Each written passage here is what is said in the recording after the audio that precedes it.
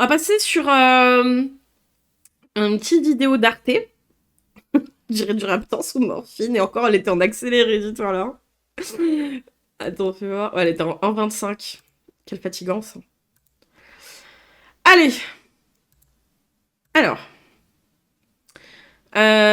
Donc, c'est une petite vidéo d'Arte qui fait 11 minutes. Et le titre, c'est « L'Europe fait-elle face à un backlash contre les droits des femmes ?» Bah, après la vidéo qu'on vient de voir, bon... J'ai envie de te dire... C'est... Mon mal de dos est moins pénible que le discours de cette greluche. Putain, c'est dur. Hein.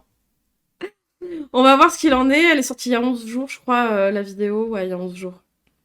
On va aller regarder ça.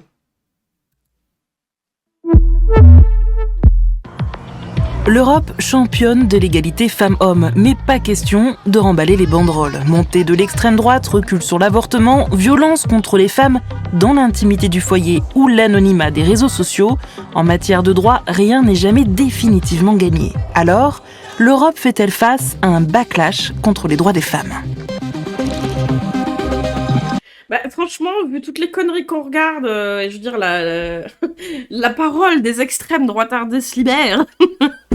Mais ouais, c'est plutôt inquiétant. Pour commencer, un peu de théorie féministe. Le backlash, c'est l'idée qu'après chaque avancée en matière de droit, il y a une réaction conservatrice, soit le fameux retour de bâton. Pourtant, une chose est sûre, en tant que femme, l'Europe est le continent où il fait bon vivre. Selon le Forum économique mondial, c'est même la... Vous imaginez que les États-Unis, enfin le continent de l'Amérique du Nord, c'est le deuxième pays où il fait le mieux vivre pour les femmes, combien même ils sont revenus sur les droits à l'IVG, donc je crois que c'est quoi, c'est 2/3 des États. Quel enfer, hein. Région la plus avancée en matière d'égalité entre les femmes et les hommes. Mais dans le détail, le bilan dans l'UE n'est pas non plus parfait. Et pas que ça. Hein, la culture du viol est encore bien présente. Impossible de ne pas penser à Gisèle Pelicot et au procès des viols de Mazan. Et même les progrès que l'on prenait pour acquis s'effritent depuis les élections européennes. Bah, je sais pas de quand date le classement, mais la vidéo a 11 jours. Donc je pense pas qu'il soit si vieux que ça, non. Ils ont quand même jamais l'Europe n'avait compté aussi peu de femmes députées. Au point que l'Institut européen pour l'égalité entre les hommes et les femmes estime qu'au rythme actuel de nos avancées, les femmes devront encore patienter 60 ans pour une vraie égalité de genre. Car les stéréotypes ont la vie dure, en particulier lorsqu'ils sont instrumentalisés par des partis politiques pour servir leur vision de la société. Défendre la famille traditionnelle, c'est le vœu qui unit cette alliance idéologique. Le problème de ce genre de sondage, c'est que les pays comme la Chine ou la Russie seront jamais valorisés. Bah en même temps, pourquoi ils seraient valorisés ? Donne-moi un exemple de pourquoi les femmes seraient plus... seraient mieux en Russie et en Chine, d'après toi ? Entre les chefs de gouvernement hongrois et italiens. Pour Viktor Orban comme Giorgia Meloni, la défense de l'identité chrétienne reste une valeur cardinale. Et cela s'applique au rôle de la femme, une mère avant tout. Viktor Orban... Mais en soi, Alice, même que les USA soient en second, quelque part, c'est même pas surprenant, en fait. C'est ça qu'il faut comprendre, c'est que c'est même pas surprenant que ce soit le deuxième pays. Alors, je crois qu'il y avait englobé avec le Canada, mais... Je suis même pas surprise que ce soit la région du monde où c'est même pas le pire pour les femmes. Je ne pense pas que la Russie ni même la Chine soit au-dessus des USA. Hein. C'est... Bon. Aime aussi s'afficher avec le pape pour marquer des points auprès de son électorat ultra-conservateur. En 2022, son gouvernement a introduit de nombreux obstacles pour restreindre l'accès à l'avortement, jusqu'à répondre aux attentes les plus radicales des associations pro-vie. A mi javaslatunk az, hogy az édesanyja hallgassa meg a gyermek szívhangját a beavatkozás elvégzése előtt. Une proposition également reprise en Espagne par le parti d'extrême droite Vox, car si sous le gouvernement socialiste de Pedro Sánchez, le pays s'affiche en pionnier des avancées féministes, le patriarcat tient bon. Se passe de infravalorar a la mujer a incluso llegar a un extremo de protegerla tal que acabe siendo el hombre el perjudicado. Ah, les femmes sont tellement protégées qu'on peut plus les violer, non. Même logique en Allemagne, dans les rangs du parti d'extrême droite AfD. Avec des députés comme Maximilian Krah, qui aime donner des conseils aux jeunes sur TikTok, Je cite, « Les vrais hommes sont de droite, ils sont patriotes, ainsi ils n'ont aucun problème pour trouver une compagne. » C'est pas ce qu'on voit, nous. Ça a pas l'air d'être le réel, ça, quand même. Puisqu'ils n'arrêtent pas tous les 2 jours de se plaindre qu'ils n'arrivent pas à trouver des meufs. Putain.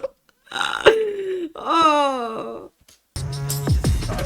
Enfin, que dire de la Pologne, pays où sous le règne du parti conservateur PiS, le droit à l'avortement a été rendu quasi impossible. Depuis, le retour au pouvoir d'une coalition de centre-gauche n'a pas suffi à modifier la loi, malgré des tentatives au Parlement.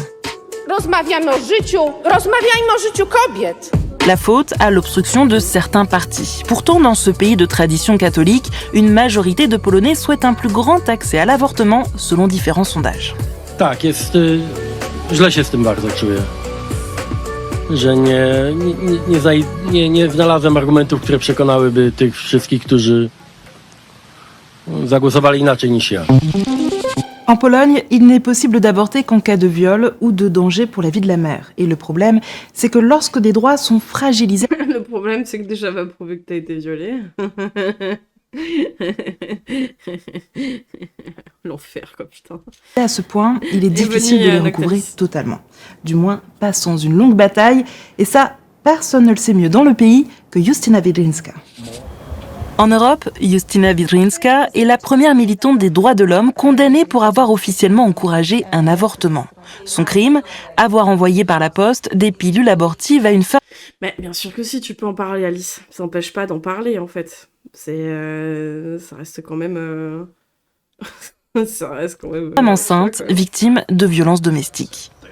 Le colis a été intercepté par le mari qui a prévenu la police. En novembre 2021, elle est poursuivie pour possession de médicaments sans autorisation et aide à l'avortement. Des faits pour lesquels le code pénal polonais prévoit jusqu'à 3 ans de prison. La militante sera finalement condamnée 2 ans plus tard à 8 mois de travaux d'intérêt général. Je rappelle que le titre de la vidéo, Alice, c'est « L'Europe fait-elle face à un backlash contre les droits des femmes ?» C'est pas la France fait-elle, c'est l'Europe. I could say to the judge, yes, I'm guilty, I sent the pills, I'm so sorry, I will never do it again.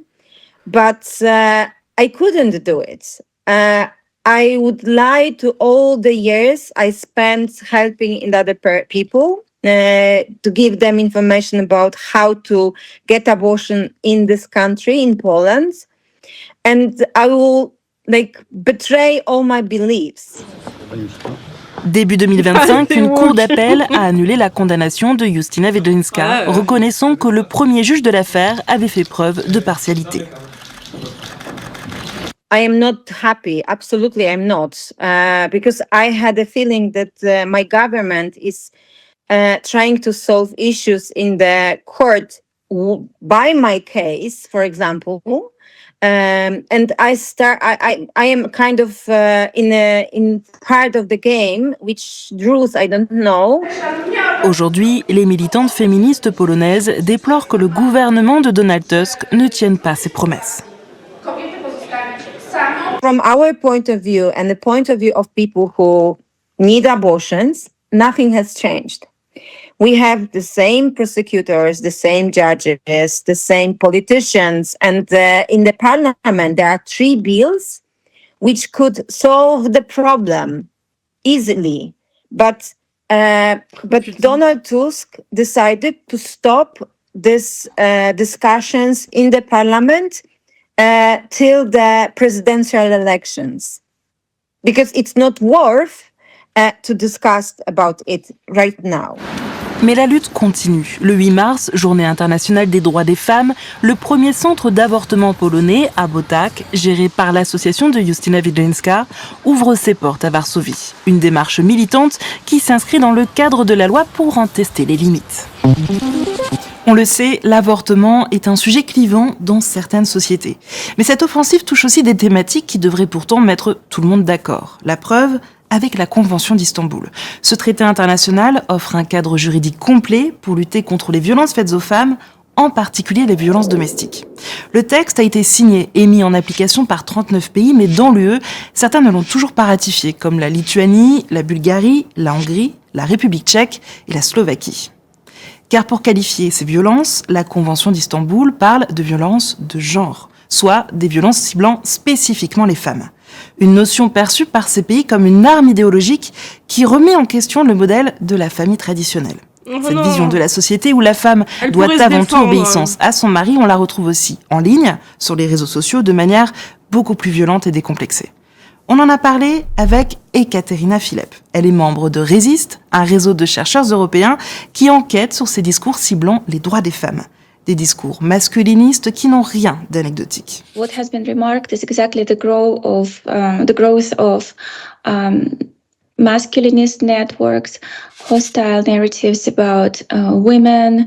These are often transnationally circulating arguments, which was noted. So it's not, of course, there would be specific narratives specific to each context, but a lot of the content is really being recycled transnationally. This is one of the interesting aspects of it. We tend to think that this movement is neither temporary nor simply periodical. It is rather, we see it as a sustained effort which builds upon past resistance to gender equality. But now they operate across borders. They draw significant support from far-right political actors, religious institutions, conservative groups, and obviously financially backed up.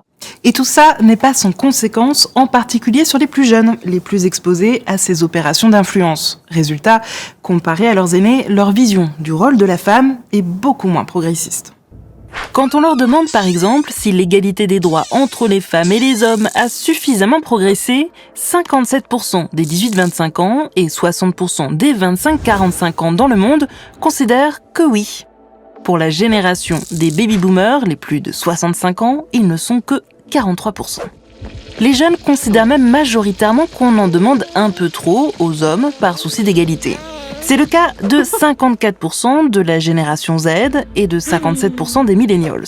À comprendre par là qu'en fait, ils estiment qu'ils n'ont plus une femme pour leur faire à manger, le ménage, laver leurs fringues, et repasser leurs chemises, éduquer leurs gosses, c'est qu'on leur en demande trop, quoi. C'est-à-dire que juste le principe que les femmes ne soient plus leurs esclaves, c'est trop leur en demander, c'est quand même une folie, quoi. Je suis un pur produit de chantage à l'avortement parce que c'était encore illégal à ce moment-là et quand je vois les séquelles que je traîne à cause de ça, entre autres, ça m'énerve de voir ce droit en danger. Ah mais je suis totalement d'accord, hein. Clairement, c'est une folie. Hein. Désolée pour toi, ouais, du coup. Les plus de 65 ans, eux, sont nettement moins nombreux à le penser. Cette tendance au retour en arrière de la jeune génération est plus ancrée chez les hommes que chez les femmes. Quand on demande aux 15-25 ans si les hommes se retrouvent discriminés à cause de l'avancée des droits des femmes, la réponse est oui, pour une large majorité des hommes. Ils sont 60% à le penser, soit 20 points de... Il y a les 18-25 ans qui pensent qu'ils sont menacés par l'avancée de l'égalité entre hommes et femmes. À quel niveau de degré? Enfin, je veux dire, c'est... putain, l'éducation, hein, c'est chaud, hein. Plus que les femmes, chez qui cette opinion n'est clairement pas majoritaire. Les stéréotypes de genre reviennent en force au sein de l'UE. Les jeunes Européens en général, et les jeunes hommes en particulier, sont de plus en plus nombreux à estimer qu'il est acceptable qu'un homme contrôle les finances de sa femme.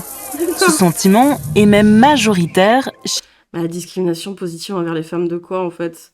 C'est l'égalité des droits, c'est pas de la discrimination positive, Alice.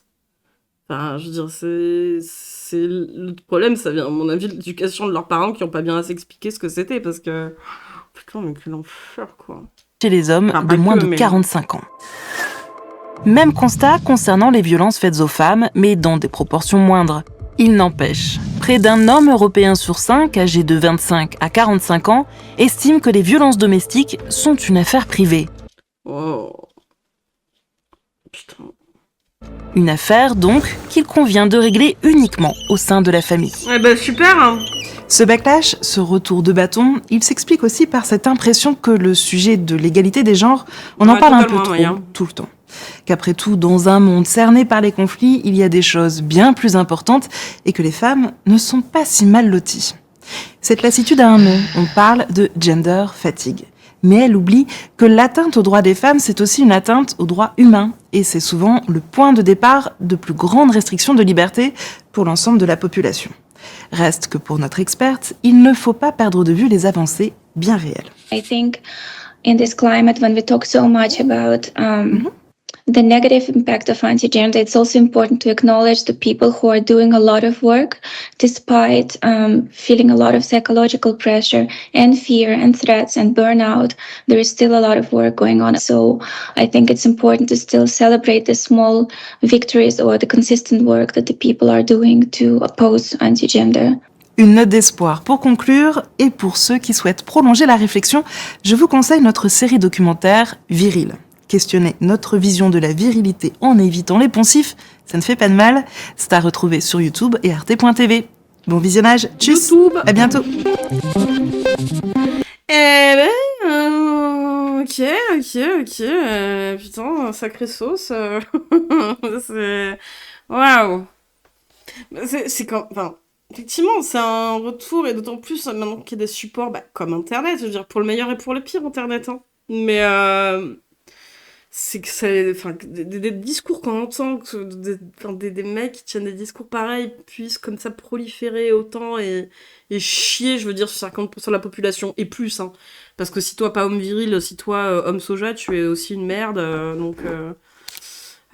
si on commençait par définir viril, non mais oui, c'est ça, il y a tout un truc, de toute façon, c'est que du... Enfin, pour moi, ça part vraiment c'est de vivre dans un fantasme qui n'existe pas, dans un film dont tu serais vraiment le héros, et il faudrait que tout se passe comme tu voudrais, de posséder l'autre, de posséder tout, c'est bien, vouloir faire des enfants comme l'autre, et puis après dire que tu veux pas lâcher en rond pour le gamin, et que tu veux plus voir ta gamine, que tu préfères partir dans un paradis fiscal, putain mais... Ouais, mais la liberté d'expression, elle a des limites aussi, Alice. Notamment en France, elle a quand même de grosses limites. Je veux dire, en termes de dénigrement, en termes de rabaissement, je veux dire, tu peux pas te permettre tout. La liberté d'expression, c'est pas être un immense fils de pute, quoi.